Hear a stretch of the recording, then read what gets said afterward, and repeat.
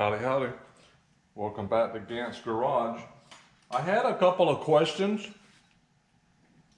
on my Turbo 400 video that I didn't go over every last little tidbit with it, and I can't believe I left this out, but I did. There was a question about the tail housing too in there that I wanted to address. So, like I said, guys, this is what I do. It isn't what everybody does, and it is what it is. You know, we're just trying to do the best that we can with the facilities that we have and the skill knowledge that we have. So I'm just trying to help the average guy to try and race a little bit without breaking the bank, you know. But it was about the rear servo, low reverse servo for the low reverse band on a Turbo 400, which applies with the brake when the trans brake is applied. And we talked about adding length to your pin to get your travel of your servo.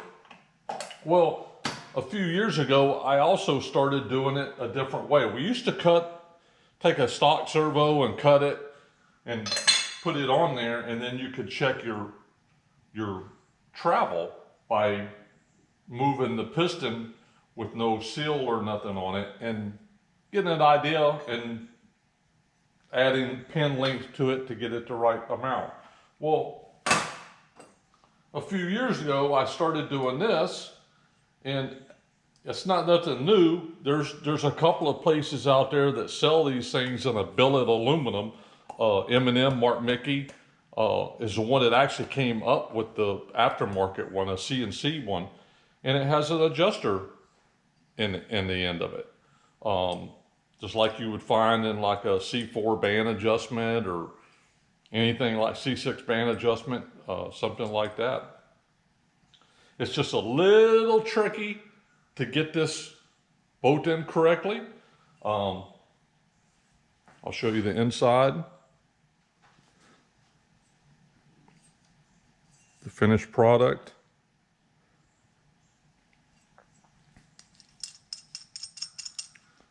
But it's just a little tricky getting that bolt in there, because if you notice, the servo is like that on the top, because the case isn't flat for the drivetrain. So the pin goes in at a different angle than the case face. So it sits like this, and you got to get it in right. No, it's not that big a deal, but it's just a couple of little deals. And this is what I do. When I go to put it on the drill press, you can see when you get your new servo, you can come in here and kind of measure and get a center of it where that pin is. That pin is right in the center of this deal. And you can kind of see the outline right here, and you can mark it and just use a gauge and get in there and get the right center. But when you go to put everything in, this is pretty much flat, but I take a spacer or a nut or a spacer and put them on these three dimples like this and set it in my drill press, and then that gives you a straight shot where you mark your center of getting that bolt in there. And once you do that, then I take a long one, set it in there, put a nut on the bottom, and then I'll set it on my table like this and make sure that this is flat, that the bolt angle is the correct angle. I use a 5/16 course. You could use anything you wanted to use. A 5/16, you get it pretty centered right there. It catches the servo on the back side of the pin right there, like it needs to be. Like I said, you got a little bit of room. You can be off a little bit as long as it's just catching that pin. And all it's doing is you're taking that travel. Let's say you got a 1/2 inch of travel. Well, you can take and move it down a little bit, or this will screw it down a little bit to where you only got a 1/4 inch of travel. And if I got one that's got a 1/2 inch of travel in it, which in a 5/16 course is about a 1.5 turns. You want to screw it all the way down to where it's firm against the band, and then 1.5 turns out. If I have something that's got 6 turns out, it has a long travel in it, I'll take it out and add a little bit, weld a little bit to my pin. And the reason is because this spring, of course, the more you compress the spring, the more load it has on it. So we don't want to get in there and compress this thing down where it's only, instead of it having 50 pounds of preload on that spring, you've got 100 pounds of preload on that spring. And the reason is because now it's going to take more force to push against that 100 pounds than versus the 50 pounds. It comes back relatively fast. Some guys talk about they will shim the springs up even more so it releases quicker, but there's other things that happen in this thing too that relate to how fast it is. And honestly, most of bracket guys and stuff, it doesn't care how fast it is, to a degree. You know, most of us don't run Pro Trees or you know, especially 4/10 Pro Trees and stuff like that.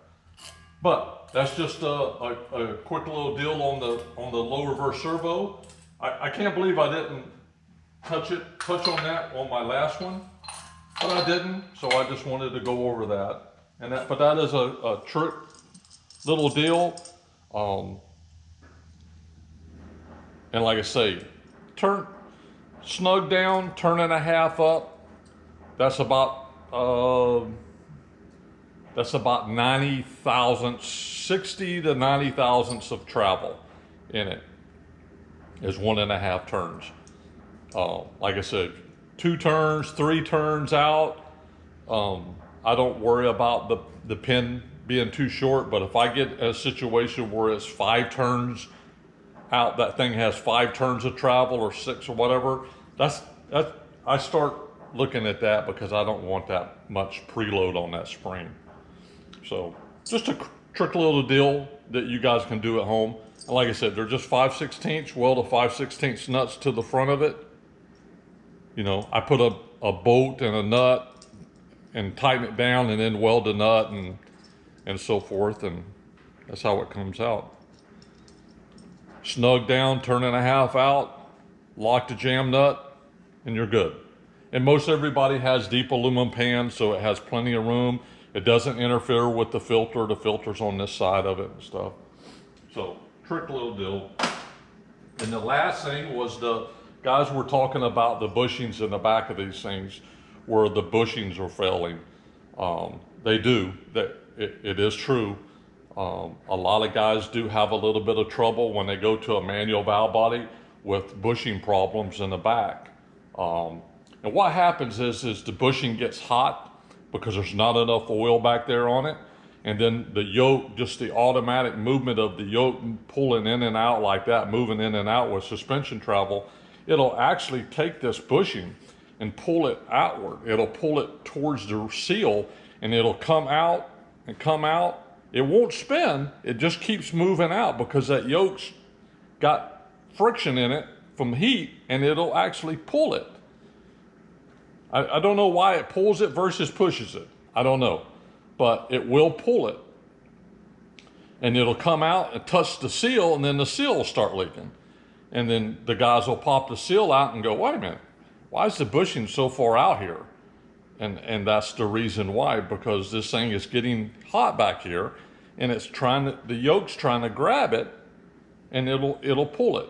So, and the whole reasoning is behind it is because now you've got a manual valve body, you don't have a governor in it no more, and that governor is the main supply of really oil back here in the back section of the tail housing, because it's got oil going to it, it's bleeding off line pressure to make governor pressure, So it automatically bleeds fluid in back here. Yeah, you've got a passages in here that has passages that go back here, but nothing under pressure. And the fluid level is, you know, about 1/4 of an inch past the pan rail. I usually try to put my fluid level at the pan rail, middle of the pan rail. But still, you don't, it's not in this passage that goes back there. That's more of a drain passage. So it doesn't get a lot of fluid back there because you don't have the governor in it. And the governor actually is what feeds the speedometer gear and keeps the speedometer gear lubed and everything. So now, and that's another issue that came up when the guys do the manual valve bodies on the street cars and they take the governors out and then the speedometer gears start melting. The plastics will start actually melting because it's getting too hot back there because there's no oil back there. And in that case, there's a little, what we do is come back here and drill a hole, and that helps. And we'll also take the output shaft and notch where the output shaft is on the transmission. There's going to be a lube hole out that output shaft, and we'll put a groove in it.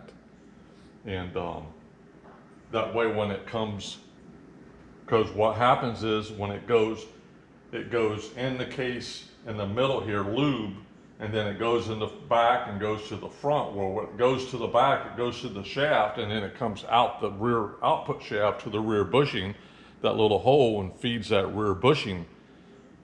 We'll take that and put a notch in it all the way across, and to let oil come out the back side of the bushing and the front side of the bushing to help back there as well. But you don't have to do that if you don't have a speedometer deal or nothing like that. But what I do is on the bushing, I don't know if you can see this, but on the bushing, you put the groove, it has a factory groove, put the factory groove down, and then I'll take and cut a little trough in it, in the bushing. Don't cut all the way through the bushing, of course, but just cut a trough in the bushing, and that lets that thing, the oil back here, what oil is back here, kind of feed that bushing up there. And that helps quite a bit. And of course, they make these things with roller bearings and stuff like that. The only deal is when you get into that roller bearing back here, make sure your yoke, you've got a good hard yoke so it doesn't want to eat that yoke up. And another thing that we do is, if you can see on the back, you knock your bushing in, and there's no lip or nothing on this. Some guys will take an extreme deal in the early, before we could get the roller bushings and stuff like that, with the radio cars and stuff that had a lot of movement in that drive shaft. We would come back here and weld a little lip on this and then machine the inside of it to where when you knocked the bushing in, you had to knock it in from this side, and it would hit that lip, so it couldn't come out the back. But most of that stuff is all rotorized now. But you knock your bushing in, groove it, and then you just come back here in the back and just dimple the back of the case back. You just dimple the back of the tail housing right here, and that squeezes that aluminum in so the bushing doesn't want to try and pull out. It gives it more resistance of trying to pull itself out. So, and that's what we do. So, hope that helps. I can't believe I left that out of the first one, but I did. And guys, have a good day. And like, comment, and subscribe. Thanks.